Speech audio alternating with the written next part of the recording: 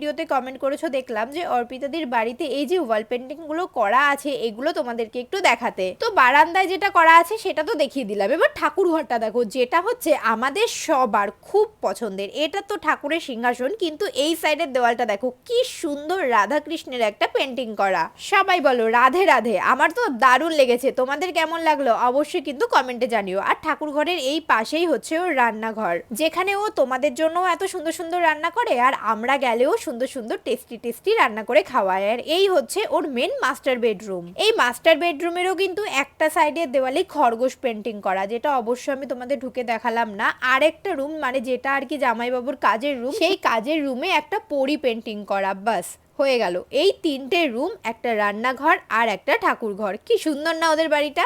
অর্পিতা দিদিদের বাড়ি থেকে বাড়ি আসার পর রাত্রেবেলা আর কোনো ভিডিও করা হয়নি, খেয়ে দিয়ে আমরা ঘুমিয়ে পড়েছি। আর সকালবেলা উঠে পায়েল আর দিয়া চলে গেছে। আমার মনটা একটু